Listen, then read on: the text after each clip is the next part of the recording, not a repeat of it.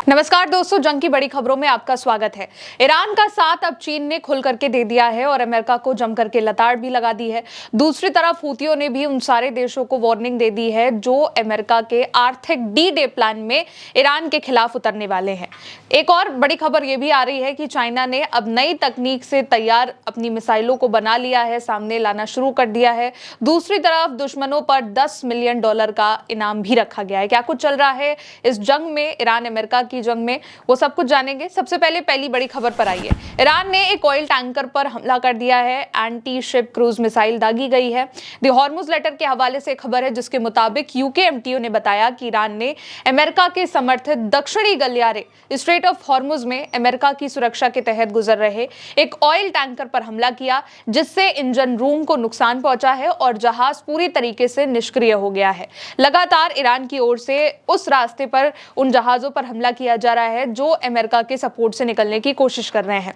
दूसरी बड़ी खबर, अमेरिका के आर्थिक हमले की चेतावनी के बाद चाइना ने अमेरिका को वार्निंग दे दी है। चाइना ने अमेरिका को ईरान के साथ अपने सहयोग में बाधा डालने के खिलाफ वार्निंग दी है। ईरान के साथ चाइना का सहयोग अंतर्राष्ट्रीय कानून के दायरे में है और इसमें बाधा नहीं डाली जानी चाहिए, ये बात कही है। चाइना ने कहा है कि हम अपने अधिकारों और हितों की रक्षा के लिए सभी आवश्यक कदम उठाएंगे। चाइना ने वार्निंग दी है कि अगर अमेरिका ने हांगकांग स्थित चाइना की कंपनी पर ईरान के साथ लेन देन को लेकर के नए सैंक्शन लगाए हैं और चाइना ने चीनी कंपनियों के खिलाफ द्वितीयक प्रतिबंधों का दायरा बढ़ाया है तो वो जवाबी कार्रवाई करेगा। ईरान मुख्य तौर पर चाइना को तेल, पेट्रोकेमिकल्स, खनिज और बाकी का कच्चा माल आपूर्ति करता है, जबकि चाइना ईरान को मशीनरी, कार, इलेक्ट्रॉनिक्स और औद्योगिक सामान की आपूर्ति करता है। चाइना ने ईरान को आर्थिक रूप से अलग थलग करने के उद्देश्य से लगाए गए अमेरिका के सैंक्शन का विरोध किया है। चाइना का कहना है कि सैंक्शन और दबाव से समस्या का समाधान नहीं होगा, बल्कि इससे तनाव बढ़ेगा जो किसी भी देश के लिए हित में नहीं है। यह प्रतिक्रिया अमेरिका के वित्त मंत्री बेसेंट की उस चेतावनी के बाद आई जिसमें उन्होंने कहा था कि ईरान के साथ व्यापार करने वाले देशों और संस्थानों, जिसमें चाइना के संस्थान भी हैं, को द्वितीयक प्रतिबंधों का यानी कि डबल सैंक्शन का, डबल प्रतिबंधों का सामना करना पड़ सकता है। चाइना ईरान का सबसे बड़ा तेल खरीदार बना हुआ है जो ईरान के तेल निर्यात का 80% से भी ज्यादा हिस्सा खरीदता है। अगली बड़ी खबर, जंग के बीच चाइना ने नई मिसाइल तैयार कर ली है। चाइना ने एक ऐसी हाइपरसोनिक ग्लाइड वाहन विकसित किए हैं जो हवा से हवा में मार करने वाले हथियार दाग सकते हैं।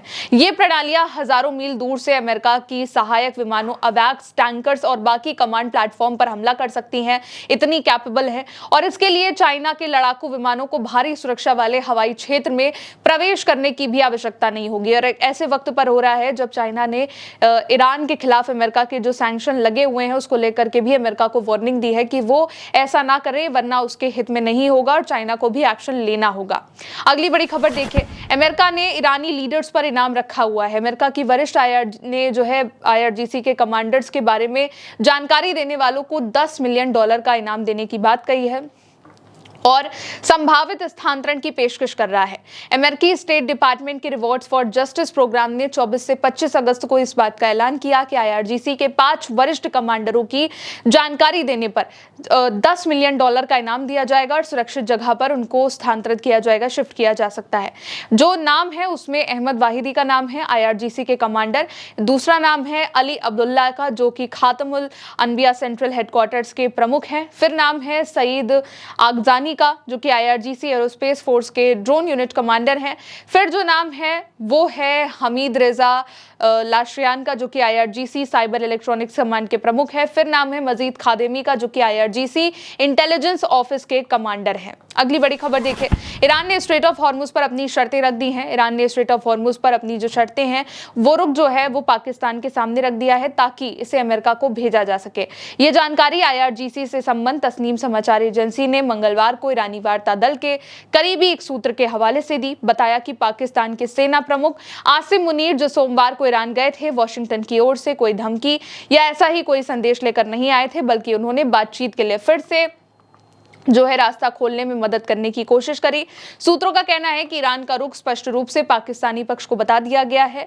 तेहरान की एक शर्त यह भी है कि अमेरिका इस्लामाबाद ज्ञापन पर वापस लौटे और उसके प्रावधानों को लागू करे जो उसने शर्तें कही थी कि हम मानेंगे। आगे यह भी कहा गया है तस्नीम के सूत्र के हवाले से कि पाकिस्तानी पक्ष इन शर्तों को वॉशिंगटन तक पहुंचाने की कोशिश भी कर रहा था। तो कुल मिलाकर के ईरान ने अपनी शर्तें पाकिस्तान के सामने रख दी हैं ताकि वो अमेरिका तक इन बातों को पहुंचा सके, क्योंकि पाकिस्तान दोनों के बीच में मीडिएटर की भूमिका निभा रहा है। अगली बड़ी खबर देखिए, अब अमेरिका का युद्धपोत एक नई दिशा में मुड़ता हुआ सामने आ रहा है। पूरी खबर क्या है, वो ये है कि अमेरिका का जो युद्धपोत है वो दूसरी ओर मुड़ गया है।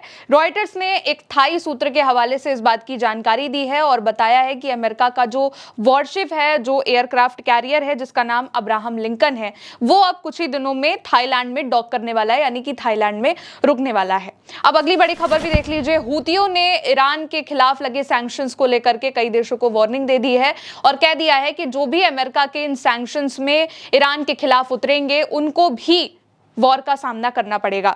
जो हूती के उप विदेश मंत्री हैं अब्दुल वाहिद अबूरस, उन्होंने क्षेत्रीय देशों को इसको लेकर के वार्निंग दी है और बताया है कि वो अमेरिका के सैंक्शन में हिस्सा ना लें।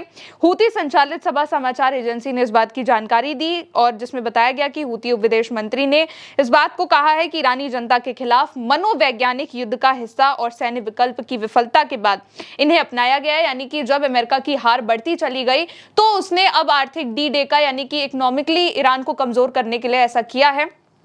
और उन्होंने जो बाकी के गल्फ देश हैं, क्षेत्रीय देश हैं, उन्होंने कहा है कि अगर वो इसमें सपोर्ट करते हैं अमेरिका का तो उनके लिए ठीक नहीं होगा। साथ ही ये भी कहा गया है कि अमेरिका द्वारा उठाए गए अन्यायपूर्ण कदमों को लागू करने के लिए उन्हें औजार नहीं बनना चाहिए, यानी कि वो हथियार नहीं बनने चाहिए, क्योंकि अमेरिका ने खासतौर पर देशों को वार्निंग दी है कि वो ईरान के साथ अपने व्यापार को रोक दे। अब एक और आखिरी जो बड़ी खबर निकल करके सामने आ रही है वो ये है कि अमेरिका इलाके में फिर से अपनी एम्बेसी को बढ़ाने पर विचार कर रहा है। America Israel, Lebanon, Saudi Arabia, Qatar, Jordan, Oman, Iraq, Kuwait, Bahrain और यूएई में अपने दूतावासों में राजनयिकों की वापसी की तैयारी कर रहा है, जो ईरान के साथ फिर से पूर्ण पैमाने पर युद्ध छिड़ने की आशंकाओं के बाद हुआ है, क्योंकि बीते दिनों से ये खबर आ रही है कि फिर से एक बड़े स्केल पर युद्ध शुरू हो सकता है और अब जो अपने राजनयिकों की वापसी है वो अमेरिका इसकी तैयारी भी कर रहा है। सुरक्षा जोखिमों के बने रहने की वजह से कुछ पदों पर अभी भी पूरी संख्या में कर्मचारी नहीं होंगे, ये भी कहा जा रहा है। कुल मिलाकर के अब अमेरिका ने जो सैंक्शन लगाए हैं, क्योंकि युद्ध में जिस तरीके से ईरान ने अपना जवाब दिया है, लड़ाई लड़ी है, ईरान ने अलग अलग बेसिस पर हमला किया, उसके बाद अमेरिका ईरान को कमजोर करने के लिए अब व्यापार पर सैंक्शंस लगा रहा है ताकि ईरान इकोनॉमिकली कमजोर हो सके। लेकिन इसके खिलाफ जो है अब ईरान के साथ जो कई देश आ चुके हैं, चाइना ने खुल करके इसको लेकर के अमेरिका को वार्निंग दे दी है। चाइना ने अब नए हथियार भी तैयार कर लिए हैं और दूसरी तरफ अमेरिका के सामने ईरान ने अपनी जो शर्तें हैं उसको भी रख दिया है। फिलहाल अभी के लिए इन बड़ी खबरों में इतना ही। आप देखते रहिए उल्टा चश्मा यूसी। नमस्ते।